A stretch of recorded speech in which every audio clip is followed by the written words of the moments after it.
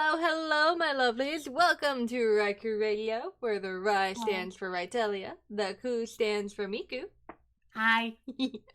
There is very, very little times when we have any sort of plan or sequitur, and we tangent a lot, but that's what y'all love about us. Much tangent, no consistency. Chaos and discord. Exactly, all the chaos. But for, what it's worth, we actually kind of have a plan for the next couple of sessions. Don't we, Miku? Quotations on plan. Exactly. We have a very rough outline. Basic sketch, no details. It's still very much pencil scribbles everywhere. But it's better than nothing. This is very true. Excuse my Jesus Christ! That was a long one. That was a very long one. Sorry, we might sound a little low energy today. We're just very both tired. Don't know why. Just tired. It's that kind of Sunday, though. Yes, we record these on Sundays and then I post them a different day. It is what it is. We all accept it. Okay. Just to give this a little timestamp. Exactly. We do this before D&D, and then I edit it throughout the week and try to get all of the swearing out and cover it with meows and make all the pretties happen, so it is what it is. It works. As I pet to my kitty cat, making noises at him. To be clear, she means her actual cat, Ophelia. For those of you who do not know, Ophelia likes to grace us with her princessly presence. Every once in a while. Exactly. I don't think my mic has picked up her meow yet, at not least quite. On stream. On stream once or twice, but not on here yet. No, she's a sleepy me. She's taking her naps. So I'm bugging her right now. Like, Mama, I'm eepy. She's slightly giving my finger a little bath. Apparently my fingers are not clean. Ah, gotcha. Ah, don't bite! Mama, but I gotta. As you said that, I looked at her, she's like, well, she ain't wrong. I'm like, but headphones. Cats have great hearing. We know this. Okay. Yes, you do. Now, I have been given a boon this RyKu Radio. You will not hear me shuffling through my Pokemon cards because of the fact that we have done only a half hour worth of research to talk for an hour of, radio time. So the Miku has requested I focus today. Yeah. Like I said, it kind of a biscuit. Nice cover. Like I said, we're tired. Yeah. So expect possibly a lot more yawns and tangents. Pauses and holy we're tired. Whoops, sorry. There's our first one. Cool. Meow. Wow. Wow.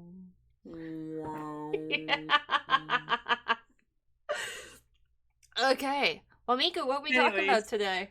We're talking about some more artifacts. Woo! Except we're gonna break it down a little bit to bring you to the ones in Mondstadt first. Correct. And some that are randomly found in chests and or drops of enemies sometimes. Depending if the RNG gods are kind. Yeah, it's all RNG. For those of you who do not know what we're talking about, I would recommend watching the last RyKu Radio because we kind of broke down artifacts in a very simple and digestible way. However, I realized after the fact I did technically miss something in terms of character leveling, but that would be something that we go through later. I had said that there are 4 things when there's actually 5. Meh. It is what it is. I forgot. I don't always do the smarts. We know this. It's fine. We talking about Ascension or? I forgot Constellations. I forgot Constellations. Oh. Yeah, we talked on weapons, artifacts, talents, and we mainly worried about just having the character at C0, which is you're getting the character first and foremost, and then just building up from there. Because getting a 5-star constellation is a lot harder than getting a 4 stars constellation. Yeah, because that typically requires actual money, and we're just talking about RNG stuff. Or just a lot of saving, and there's another meow. Anyways, but yes, constant saving to get a 5-star constellation is a thing, unless you're really lucky and get the constellations in your pools on the banners. But regardless, moving on. You mean 6-star, right? No, 5-star constellations are harder to get than the 4-star constellations. There are 6 constellations to get, but there's only 4 or 5-star characters. Okay, I'm with you now. I was changing out constellation amount of stars for the rarity of the characters. Okay, we're here. We're good. I'm caught up. These are the tangents that are today, and the that is going to be today. Hence why you hear me say C1 through 6. That means they're constellations. Yes. Okay. So that being said, the correction has been made, clarity has been gained. Shall we start with the overworld? Yes. So, I will start with the first one, because when it comes to lore and backstory, I absolutely geek the hell out. Like, it is so fucking interesting to me to see the backstory behind everything. Yeah. And the Gladiators finale, it's one of the most common things that you'll find when you're fighting overworld bosses, like Ascension bosses, weekly bosses. You can find them, like lower versions of it, the 4 stars during certain mob encounters, but it's mainly extra fodder for when you do artifact domains, weekly bosses, and Ascension bosses. Mm-hmm. But and just for clarification, this is from the continuation from 3 to 4 stars. This is 4 to 5 stars, people. Correct. This is only 4 to 5 stars, which is why they're a little bit harder to find. Yes, and why they thankfully are in domains, and a lot more grinding to be done, because the Genshin grind is never over. When you think you're done with the character, no, you can always have a better artifact set sometime down the line. Yep. Read. Oh, complete read. Because there's, as soon as you think your character is done, it's perfect, you have everything you need, it's fully up on, like, the best weapon, best artifact set, then a new artifact set will come out that's like, that fits just slightly better. Yeah, and then of course, same thing with any and all artifacts, is making sure that you get the items that you want, and as well as the base and the substats. It gets infuriating from time to time. More infuriating than not is getting the piece that you want, but it's not the right piece. Like you get a good set, but it's not the piece you're looking for. It's the other set that's in that same domain. Exactly. We'll break that part down once we get through the 2 overworld ones. Yeah. Okay. Anyways, refocusing. The first set we'll be talking about is Gladiators Finale. Finale! This one is the red set that you'll see around us when I do the post stuff. The thing that I love about the lore of these games is how much they think backwards in time, because of the fact that our character is trying to discover what happened in the last however many years. Almost all of the sets have a massive backstory to them, the 4 to 5 stars specifically. Some of the other ones do, but not to the level of the 4 to 5 stars. Yeah. So, the Gladiators Finale connects very heavily into Mondstadt's past. Before the Archon War, when it was ruled by the nobles, and they had a basically iron grip on the entire Mondstadt. Yeah, the entire country. In what we know as Storm Terrace Lair, that used to be Mondstadt. That entire area used to be the city. And the different nobles would have slaves that they would send to the gladiators' ring, and if they were able to make it through so many fights, they would win their freedom.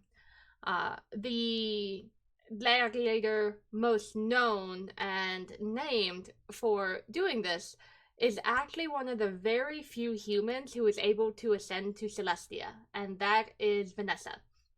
She is actually the spirit of the falcon in Mondstadt's lore, as there is the wolf, the falcon, the dragon, and what was the last one? Good question.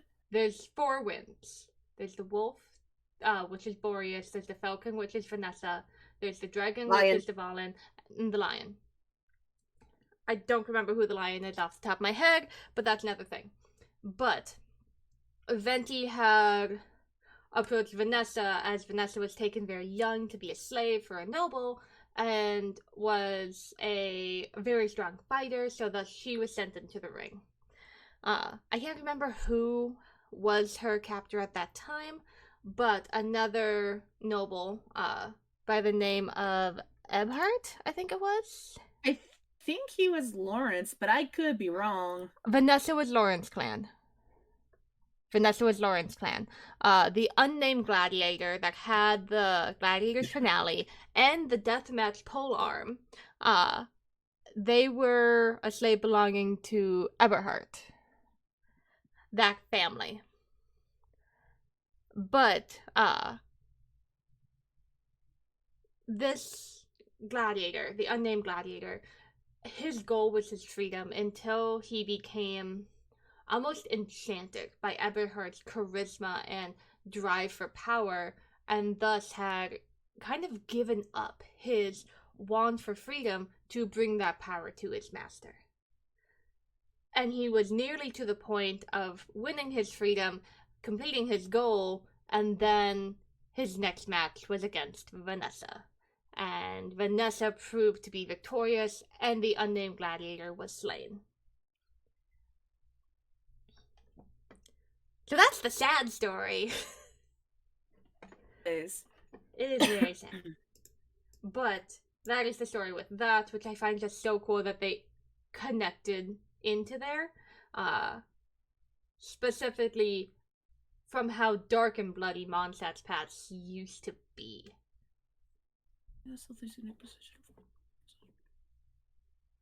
Oh. Ooh? I was just reading the thing about the Line of the South. It says the Line of the South is a unique position passed among the four winds in that it is passed along down between the Grand Masters and acting Grand Masters of the Knights of Avonius through the title of the Dandelion Knight or Line Fang Knight. So the current Wind of the South is Jean. Yep. That's Since cool. she is an acting Grand Master. Yeah, and she is both Dandelion and Line Fang Knight. That's cool. Yes. I did not know that. Thank you. I knew no it was problem. special. I was like, is there a... I was trying to figure out who the first was, but they're like, no, it's just between Grandmasters and acting Grandmasters, and it's just passed down. I'm like, oh, okay, that's cool. Well, that also would make sense for Mondstadt because of the fact that they have their sovereign, which was Dvalin, or Storm Terror. They have Boreas as a protector of the wildlands, Vanessa to watch the skies. Speaking of which, apparently, our wolf, the former god of blizzards and king of the north wind, I forgot he was a former god of blizzards. Yes, he was a which former makes god sense who for lost his his typing for cryo and wind. Well, that also connects into, I believe it's Grecian, where Boreas was the god of the north wind. Yeah, king of the north wind. Fits perfect. Exactly. Anyways, refocusing again. Sorry for the sidetrack, guys. Hey, it connects in its lore base, and it connects, like, for how it, like, how the real world influences this. You can see ties there everywhere if you want to dig just past surface level. It's so freaking interesting, especially when you go into the history of it. I could rant on this for hours. We're not gonna do that. I'm not gonna bore y'all, although you'll probably enjoy that too. Maybe we'll do that at a different point. Maybe we'll just do lore hour. Oh, that'd be fun. But I digress. Do we want to go into the individual lore pieces, or do we want to just kind of do overview of it and say, hey, if you want to see more, you can find the lore in the actual pieces themselves? How you want to do this? I say we do it the second option of just going through what we did last time, and if we're really maybe into the piece, maybe we'll look into the lore a little bit. That makes sense to me. Okay. But, yeah. So, the set bonuses for the Gladiator's finale. A 2-piece bonus. You get an attack bonus of 18%, which will fit great for any physical attacker. Not as much for Yeet. Catalyst because they don't have the physical part of the attack, it's all elemental, but any physical attacker, this would be a great starting space once you start getting past the 3 to 4 star area. And it's always a good to have on just in case you're like, shoot, I don't have another set to use. Let's just Mm-hmm. use this as a backup set. Exactly, and it's a great one to just give you that extra oomph to get you through some of the harder stuff. Uh-huh. The 4-piece bonus for this is if the wielder of this artifact uses a sword, claymore, or polearm, increases their normal attack damage by 35%. So this weights it Again, down a little bit more. So I would take bows out of this if you go 4-piece. But yes, it is a very nice boon. yeah, especially if you're still grinding for other artifacts for your DPS or your sub DPS.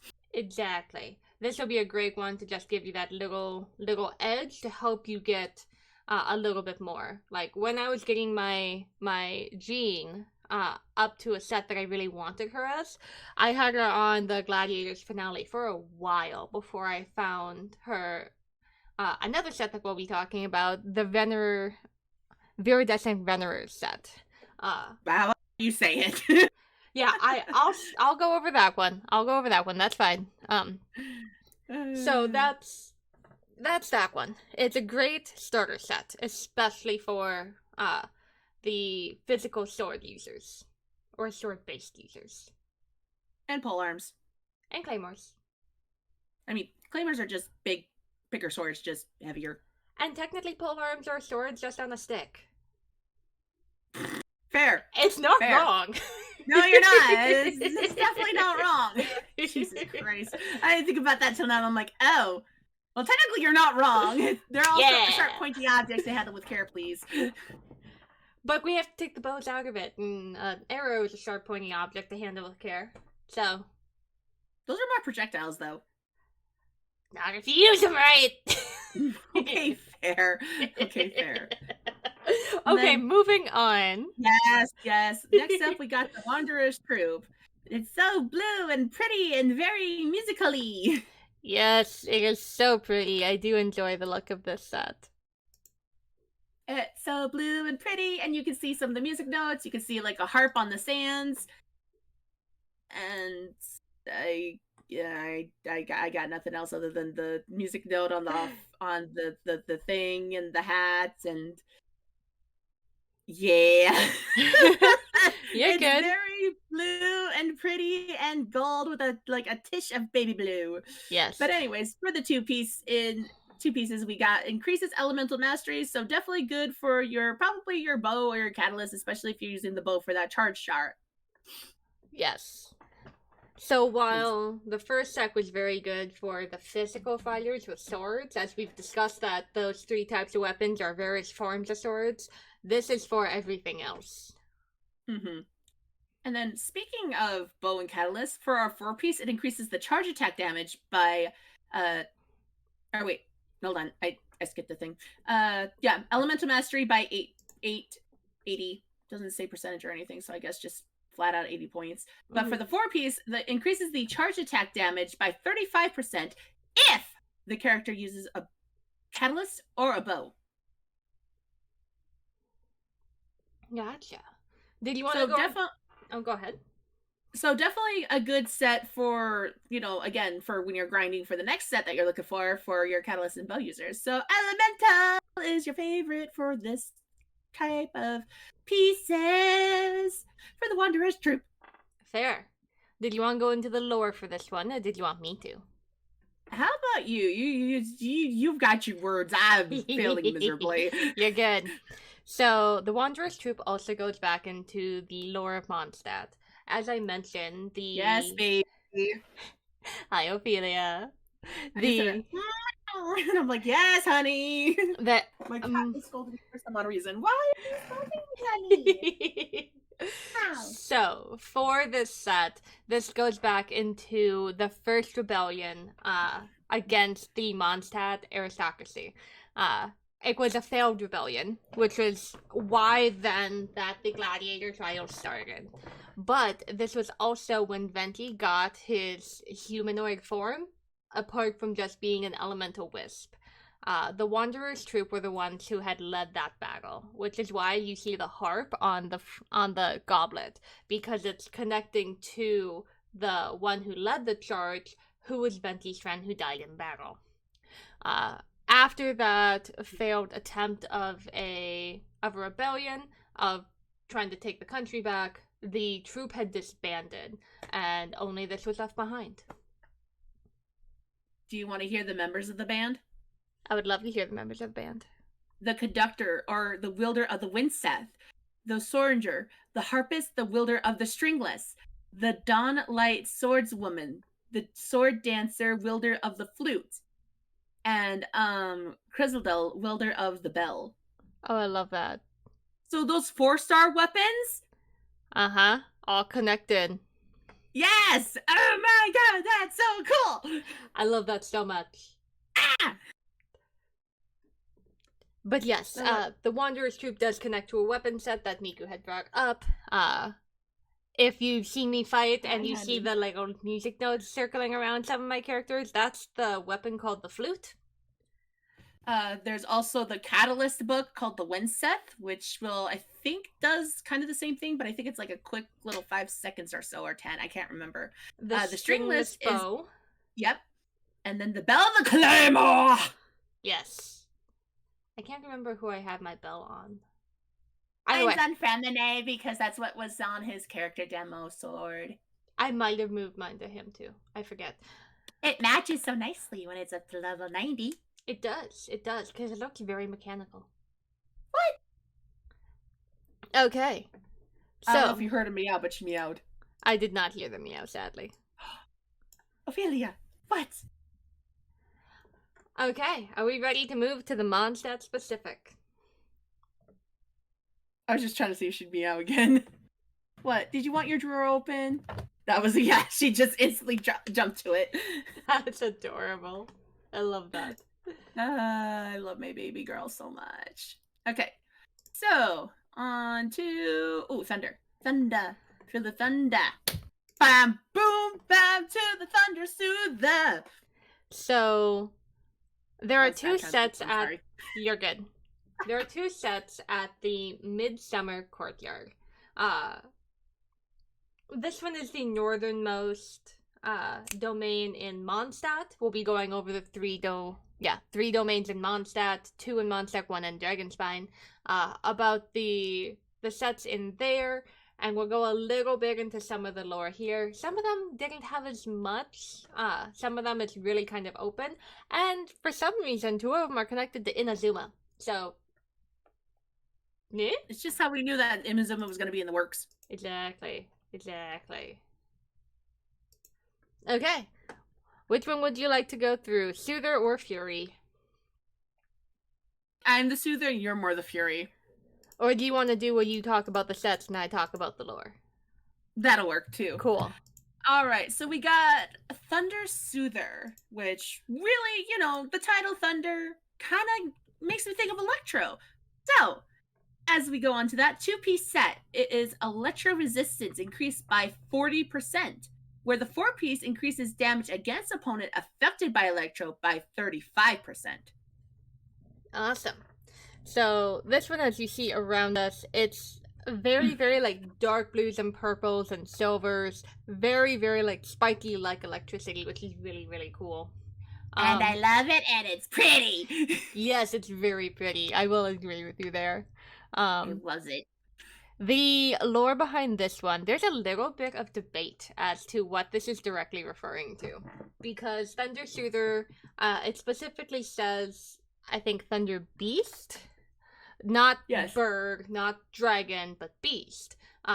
In, spoiler alert, put that here, in the lore of Inazuma, in the backstory, you find out that there were numerous giant monsters that had invaded Inazuma during the Conria War beginning, which is why A had stayed behind to fight those monsters, and why her sister, remind me of sister's name, Makoto? Makoto. I knew I was close. Makoto had gone to the, to Conria to fight.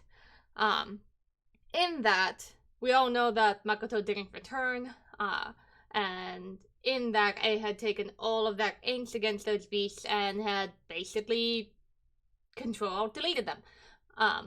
But with that, there's reference in here enough to make me believe that this is connected to A's fight with the Electro Sovereign, the Thunder Beast, which was a bird type form. It could also be connected to the Thunderbird from Surumi Island. I'm thinking more of the former than the latter, if I'm being honest, just from how this reads. The thundering manifestation. Yeah, I don't think it has to do with that. I don't think it has to do anything with Sarai. I think it specifically has to go through A's battle with the original Electro Sovereign. Yeah, there was going on in that in that time for her. Yeah, there was. Lots of angst. Lots of sad. Lots of grief. Yes. Cool. Alright. So, moving on to the Thundering Fury. Again, Thundering, Electro. Let's shock it up a little bit. So, for the 2-piece set, we got Electro damage bonus plus 15%. Where if you have a 4-piece set, increases damage caused by Overload, Electric Charge, Superconduct, and Hyperbloom by 40%. And then the damage conferred by Aggravation is increased by 20%. When quickening or a aforementioned elemental reactions are triggered, elemental skill cooldown is decreased by 1 second, but it can only occur about every 0.8 seconds. So this one is a great one if you're going to be having a bunch of reactions going, specifically with Electro. So this one is the one I have on my A. So because of the fact of how quickly those reactions go with her E skill active. Yeah, she's very good with all that. Yes. Now, for the aesthetics, lots of gold here. Lots of shiny, hints of purple, but very much more like... what's the word? Almost regal? Yeah, I'd say that. But it does definitely have like a little bit of a almost tribal feel to it, which goes into, who would have guessed, the lore.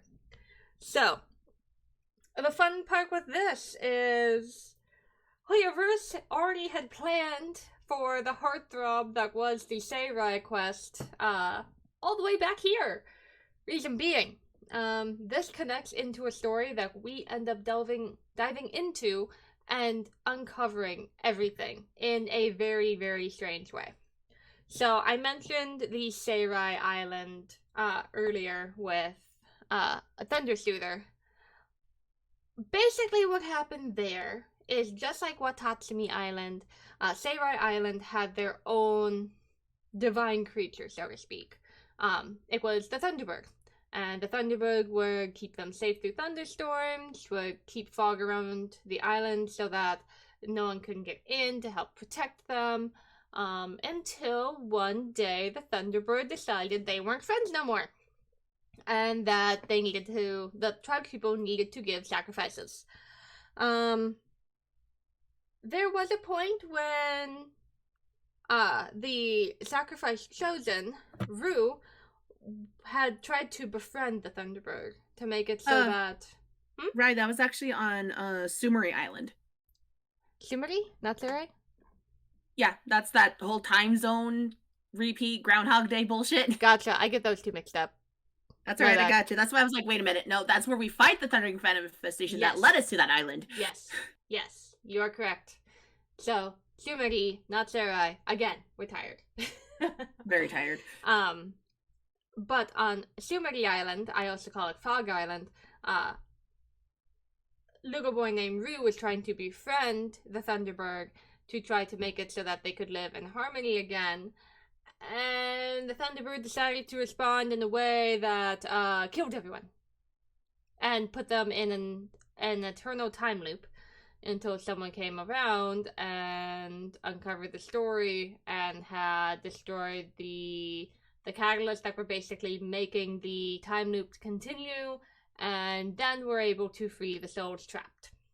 Literally, when they say, let's do the time warp again, that island is a constant time loop. Yes. The only ghost on the island that can see you and interact with you are either ones who were able to leave the island, which was a very daunting task, and I think there was only 2 of them.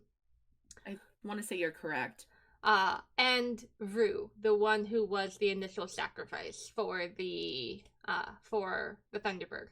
That island just makes me think of Groundhog's Day and the Lost Woods. Yeah. Because if you're in the fog for too long, you get teleported out of the fog, which is fun. Just like the Lost Woods in Legend of Zelda Ocarina of Time. Yep. There was no fun music to follow. No, the music there is very, very sad. It's very depressing and definitely gives an isolating feeling, which is probably the exact intent. Now that I think about it, I think that was the island before we head to Watatsumi Island's Economia, and that music's very pretty too. We'll have to talk about music stuff another time. Yes, we'll go over individual music areas at a different time. But yes, that's where that one connects into. So the fact that that set is in Mondstadt shows the level of planning that Hoyo has for all of this, and it's great. I enjoy it. Yeah, it's chef's kiss, 100%. Awesome. It makes me think of Kingdom Hearts all over again, like the particular planning that you don't see until it comes together. Right. All right, so we're on to the Maidens Beloved and the Viridescent Veneru. That one. So we'll just call that one Viri for you, and I'll use the whole name. How's that?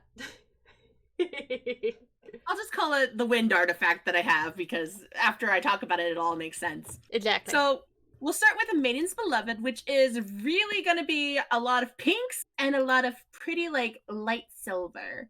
Mm-hmm. Which, again, this is called the Maiden's Beloved, so that's probably the pinks and some of the hearts that you see on this, as well as the pretty, pretty flowers. Yes, it's very, very, very Valentine's Day. Lots of hearts, lots of love. Many much pink. Many much pink. Almost sickening amounts of pink. It's not like that, like, bright neon pink, though. Correct. That's a little hard to look on. It's a little bit more of, like, a pastel-y pink. Yeah, I kind of like that. I like a little pastel-y pink. But anyways, for the 2-piece, you might want to pay attention to these next 2 sets, especially if you need a healer in your party. Yes. So, character healing effectiveness is plus 15%, where the 4-piece, using an elemental skill or burst, increases healing received by all party members by 20%. Sadly, only for 10 seconds, though. Even still, that 10 seconds can be a make or break. Yeah, so if you're definitely still in the Mondstadt area, this would be good for your Barbara. Barbara would be a good one, or in the off chance, not saying this is a smart move, but if you have your Jean doing like 90% of your healing, which part of her abilities do have healing, this would also help too. Mm-hmm. Yeah, but anybody that you plan on building for healing, like Barbara or possibly Jean, or if you somehow got one of the other healers like Kokomi, it's a good set until you get to a set we'll talk about way down the road that might be a little tiny bit better for them. Yes, and it's all, again, based on how you play, based on how you're going to build your people. If you're planning pure heals, this is probably one of the main like healing sets of the game. Yeah, and then onto your onto the wind set, or the one that I use. Hold on, Lore. Oh, Lore, sorry. We got Lore. Sorry. My goodness, don't cook up my part. Don't cook up my part. Oh my goodness. I'm sorry. The next set I use for a lot of my boys, especially my boy Kazuha. I know. It's a great set, but just give me a second. Just a second. Fine. So, almost all... Seconds up. I'm kidding. Oh, shut up. I won't mute you. My goodness. Ah. So, as I was saying, almost all of the sets in Mondstadt connect into that Mondstadt lore I mentioned with the last 2 sets of the Mondstadt aristocracy. This one actually connects into another artifact that we'll go over in another piece, the Bloodstained Chivalry. But the Bloodstained Knight, from that set had saved the maiden from this set, and the maiden had fallen head over heels in love with the knight. Uh, attempted to offer gifts, love, marriage, all sorts of things. The knight had refused all of it due to saying that the fact that she was safe and chivalry itself was its own reward. The only Damn, gift. she's down bad. Oh, seriously down bad. That's why this is so pink and hearts and lovey-dovey and yeah. She was down bad. Yeah, 100% down bad. God damn. Yeah. But the maiden continued to attempt to give gifts, and the only thing that he accepted from her was one white flower, which is the flower from the Bloodstained Chivalry set. But this was the set to exemplify the beauty, the love, and all of that, because she was so devoted to him that she never ended up wedding, if I'm understanding the lore correctly. Yes, I think they said like less and less courtiers came to see her. So yes, that's the lore behind it. Let's see. I think that was her Fading Beauty hat. Yes. Or the even when surrounded by flowers from her courtiers, the maiden never removed her hat to get a better look at them. Their names and faces were not worth remembering. For years at the end of the day, the maiden would brush off the dust of her hat, but the passage of time showed in her face too. And unlike the dust, it can never be brushed off. As time passed, fewer and fewer courtiers visited her with flowers. What did it matter? For her, time had already stopped long ago on that fateful day. Damn. Yeah. So that's the lore behind the Maiden's Beloved. Which is why it's a healing set, because the common phrase, love heals all wounds. Yeah. Some people say time, some people say love. I've heard both. I've heard only the time one, and we're gonna move on. Fair. To the Viridescent Venerer. Yeah. I was close. You were very close. I love it. Yay, I did a good thing. You claps did for do. Riku. All the claps for the Miku. Oh god. So it's very green and very, like, I want to say bow and arrowy now that I look at the flower, because you see the arrow. Which that connects into the lore when you're ready to hand it to me. And it looks like the clock has a little, like, bow on it too. Oh, that is correct. And the little, like, archer hat that I see some archers have. The little pointy hat. Oh my goodness. The little details you don't notice until you really look at it set. Holy biscuits. Oh, definitely. Anyways, this is a good one I would highly recommend for possible Anemo people, because 2-piece Anemo damage bonus is plus 15%, where a 4-piece increases swirl damage by 60% and decreases opponent's elemental resistance to the element infused in that swirl by 40% for 10 seconds. It's definitely a make or break stack when it comes to Anemo. Just the amount of boon that that elemental resistance decrease is absolutely stellar. Yeah, this is the main set I have on my boy Kazuha, because goddamn, when I set him up with Shogun's E skill, it's just mwah, oh yeah, beautiful.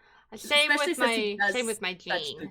Yes, he does such good ground control too. So it's just like swoop up, they are all in.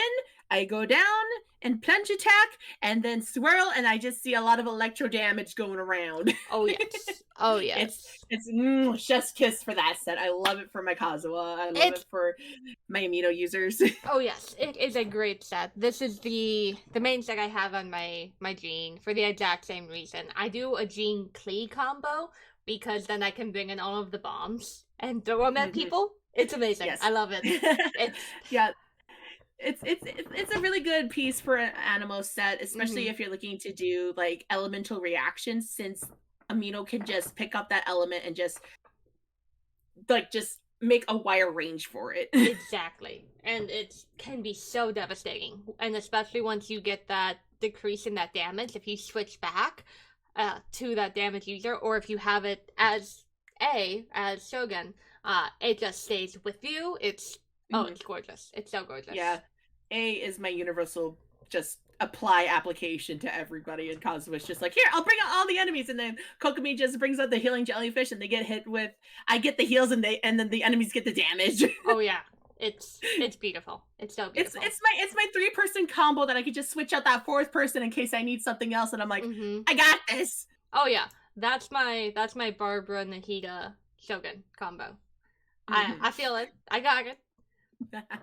Okay. But anyways, there was lore for this, I believe you said. Yes, there is. So the lore for this one goes back to the Cataclysm, which is the war with Conria that happened. What was it? About 500 years ago was this. Yes. With the Abyss starting to creep out of what was Conria and starting to actually attack and show vengeance for what they were faced against. The Viridescent was Queen of the Hunters and had witnessed a sight-impaired dying boy be killed by abyssal creatures, and thus took a stance to try to eradicate the monsters who could only be seen as ruthless and uncivilized and all these things that at this point now we know isn't the case, but they didn't know then. I wonder if it was just basic Hilichurls that they took care of at first. Let's see. Because I feel like the Heralds wouldn't deal with that, but I feel like it'd probably be more Hilichurls than Hilla and Shaman and all the basic ones that we see in the Mondstadt area.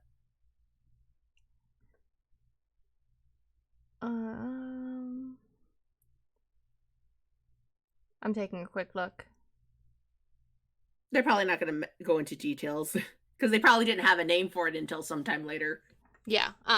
No. It doesn't actually say specifically what they had what they had killed, but in her pursuit of vengeance, she recognized that in her pursuit to just annihilate and take out these creatures, that she was no better than them. So she would not get the afterlife, the endless plains that she had wanted. But she was so far down past the path of vengeance, she couldn't return. Funnily enough, this connects to the Bloodstained Knight that I mentioned in the previous one, because as the Viridescent underwent erosion and her mind started to basically lose sense of who she was in her path of vengeance, she crossed paths with the Bloodstained Knight, and he saw her as a monster and slayed her. And that is the end of the Viridescent story. Damn. Brutal. It was because of the she was tainted by the blood that she slew. That was what caused the erosion. That was what caused her to become more and more monster-like and less human, caused her to lose that humanity, to which the knight was trying to do a justice to end that level of existence, which was no longer what he deemed to be human. Jesus. Mondstadt got some messed up stories so far. Yeah, for the whole fact of, hey, it's the land of freedom and choice, and yay, there's a lot of darkness here.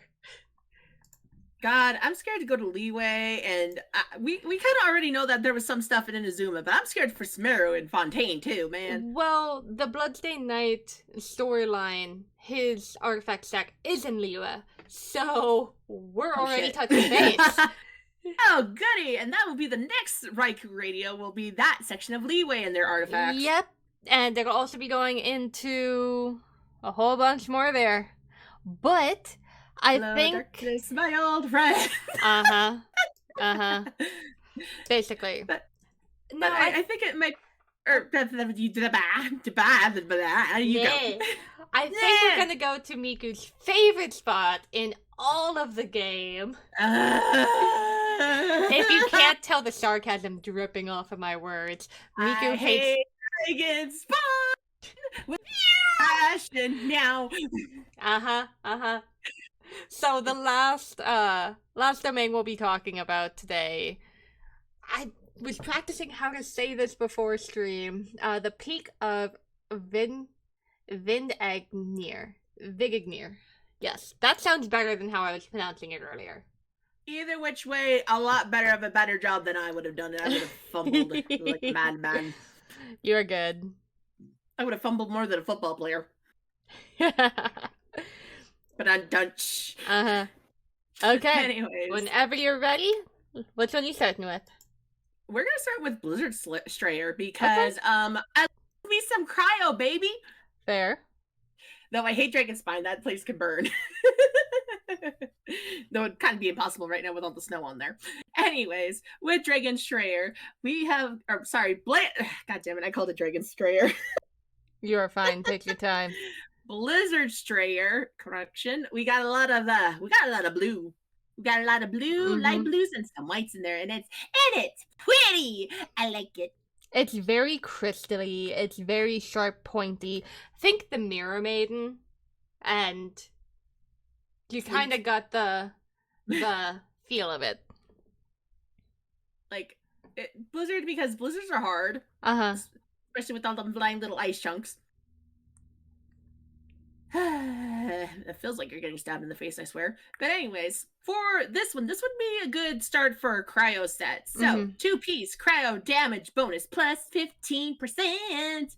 And then with the 4-piece, when a character attacks an opponent affected by cryo, so in other words, like it might be frozen or, any of the elemental reactions with cryo, their crit rate is increased by 20%. If the opponent is frozen, crit rate is increased by an additional 20%. Nice. That is very handy for a cryo character. So basically, if I read that right, that's actually 40%. Yeah, that sounds about right. Yeah, so freeze your enemies with this set and holy shit, that's that crit rate go. Now, are you ready for the sad story? I'm ready as I'm ever gonna be. So, the namesake of the Blizzard Slayer comes back to another one of the Mondstadt clans. This was well before any of the previous ones that we had talked about, because this one is 2,600 years ago, which is where this story originates. And this is from the, how do I pronounce this? Emanlakor clan. So, person with this namesake comes from a distant land, trying to find a way to save his nation. His once verdant land, very, very plentiful, was beginning to die out, was beginning to lose its ability to produce food that was needed. And in all of this, he set out to then visit other kingdoms, try to find a way to save his land. And the area this was in was they lived up on Dragonspine. With this, Dragonspine used to not be snowy.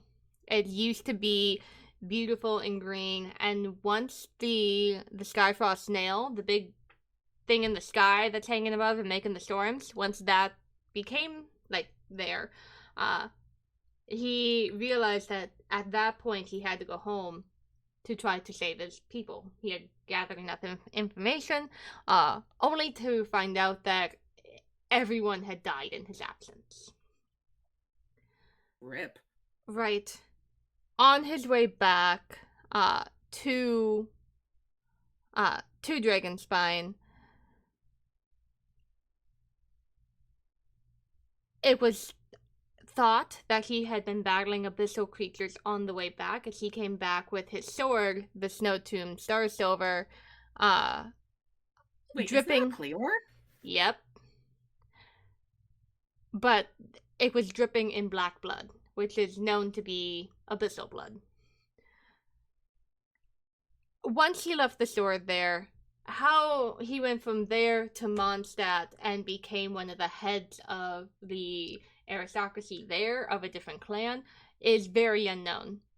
But it seemed that he is the head of that clan, the one who originally started it, but had done so with no weapons.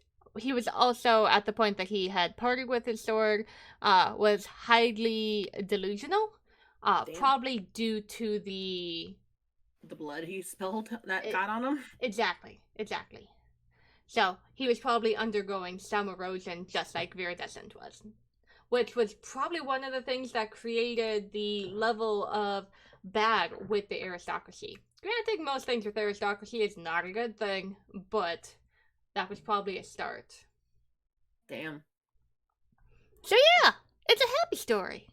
Happy in quotation marks, maybe. Yeah. Goddamn. My heart hurts after hearing that. Yeah. Speaking of the heart, we're gonna go into the harp of death. Yes.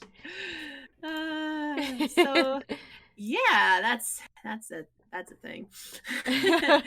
So anyways, this is very kind of sailory. I mean, I got the steer on the timepiece. I've got like kind of a nautical hat. Mm-hmm. And I think it has an anchor on it. Oh, it does. It has an anchor on it. I see that. That is cute. Which very much connects into my side of things. Mm-hmm. and the color scheme kind of makes me think of Beto. Yeah, I could see it a little bit. I could very much see that. She's more red than black, really. Yeah. Huh. Oh, it makes sense because she is a pirate and kind of in the ocean. Though she's Electro. Semantics. Anyways, exactly. For this one, it's good for a Hydro person. So a 2-piece set, you get a Hydro damage bonus plus 15%. And then your 4% after using an elemental skill increases normal attack and charge attack damage by 30%, but only for 15 seconds. You know, even still, that is a pretty good boon. Oh yeah, especially if you know what you're doing. And like, I probably would put this on my Shincho, and since his elemental thingy is always around for his like floating swords, I can still apply damage. Correct. Very much correct. Yeah, because after using an elemental skill. Well, no, it's a bit bad. Anyway, it's good for a Hydro user that you're still starting out in Mondstadt, and be wary of Dragonspine. It's a piece. Hey, watch your health. With your opinion, just bring a good pyro. My goodness, and goulash. You're fine. Well, you don't get goulash till way after, so basically you need a good pyro to be with your party, aka Benny, aka Divuk, aka Klee, or anybody else that might get pulled. But of course, if you do get another character from a different region, gathering their material to level up might be a little bit more difficult. Well, everyone gets Amber to start with, and you can just do the charged attack for the fire. So that's also very much applicable. Even if you don't use Amber, just keep her around for the heal, or the heat. I almost forgot about Amber. Thank you for reminding me about Amber. I don't use Amber enough, which apparently I should build her because I saw like she can be busted. So, anyways. Okay, to the lore. Is anyone surprised? This connects into the aristocracy. No one's surprised. It does? Yes, it does. So. Well, shit, I'm surprised. So with this one, you know how I mentioned the noble Eberhard? Yes. So that was with the gladiator dude, right? Yes. So, fun fact, he was an illegitimate heir. And he had a brother that was a legitimate heir. Oh shit. With this, the character that is known with the Heart of Depth set, his name is Parsifal. And he was a pirate. He was known as the Phantom Thief. And he was the skipper's, pirate crew's chief mate. With that, he was the legitimate heir to Landrix and brother to the illegitimate heir Ebhard and the legitimate heir Ingbert. Basically, with Ebhard's like disposition and charisma and all of this, kind of like upped himself to be the next in line, which would also make sense for the connection to the unnamed gladiator. And in this, Parsifal had then taken to the seas. There is a story that connects to this as well. Oh, what was the book? Like it's an actual book in the story. Where is it? It's in here somewhere. Where did it go? Do you remember what the name is by chance? That's what I'm finding. Oh, duh. You're fine. Tales from the Waves. Now, Percival also used another sword that we can get in the game, the Serpent Spine. That was his sword. Wait, that's in the is that Serpent Spine? Yep. Where is it? I know I have it. I know I have it. Where are my claymores at? Okay, that's swords. Catalyst. Claymores. A rare weapon whose origin is the ancient ocean. One can hear the sound of an ageless waves as one swings it. See? Connects. That's so weird! So, with this, it looks like the one of the main causes for the feud in the brothers was a blue-eyed spear witch.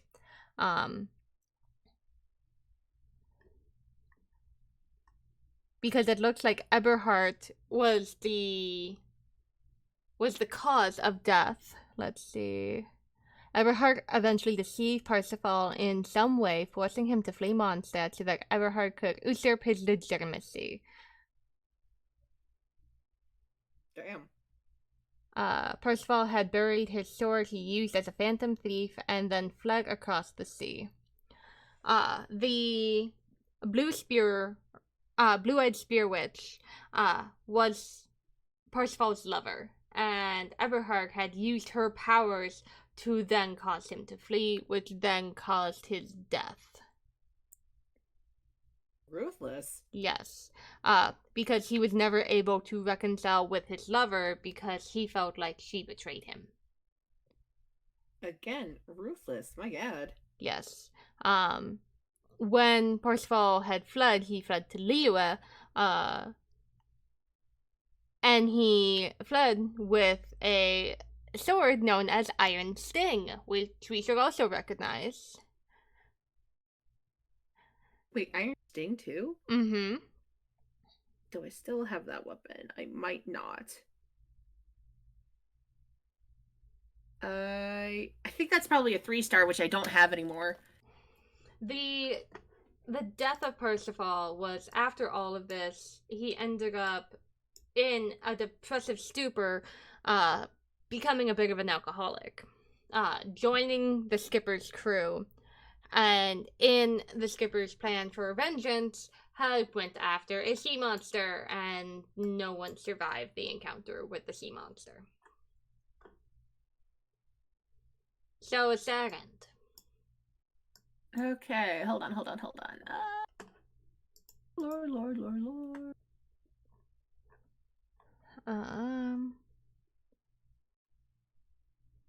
Ooh.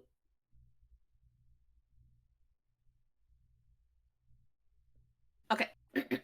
So for the Iron Sting, the description, the whole world flocks to the commercial point of Liyue, which much to the city's pride. With the tides of people also come exotic treasures. This needle-like sword with a point with no edges sacrifices the ability to slash for increased piercing damage. A level of skill is required to release its full potential. However, it still serves as a fine sword even for those who wield it without any particular skill. A weapon from a distant shore that once hung from the waist of its sea-faring bearer, a slender and elegant blade, it stood out amidst the roughness and chaos of the sea. When curious folks inquired, the boat captain deflected their questions. Rumors abound concerning the blade's origins. Some said it was won in battle against pirates, others say it was a loot from a raid. But when the red evening clouds set in, and after the sails have been dropped for the night, the chief mate would gently polished the blade, reminiscing about his old life in the Wind Kingdom, Hmm. the time he spent roaming as a martial nomad, reminiscing about a girl from his hometown, a love that ended too soon, and a promise to meet again. See? God damn, emotional damage! Uh-huh. Uh-huh. So, I might need to get that weapon and get it up to level 90 now. right, just for the sheer point of it. Because Yes. the lore. My goodness. My God. Well, that is all of the artifacts in Overworld and in Mondstadt. Miku, thank you for joining me and helping with, the carrying of the trauma. Yeah, it's fun to trauma bond together. That's like half of our friendship. Yeah, pretty much. Can't wait for leeway now. It's only gonna get worse the more we go through this. We know this.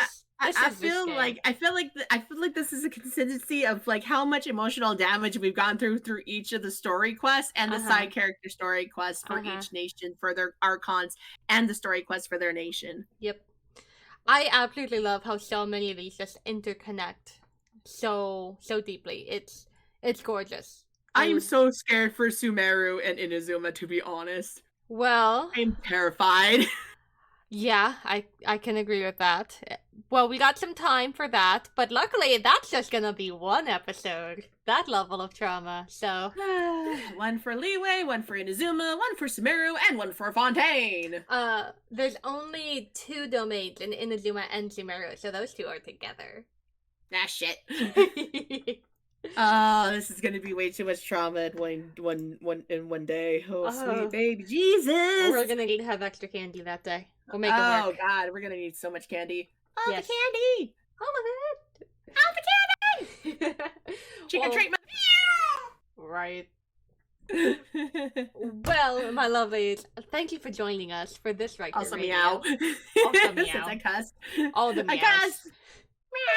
Meow! As always, I have been the Ry. As did the Q! And we will see you next time. Bye! Bye-bye!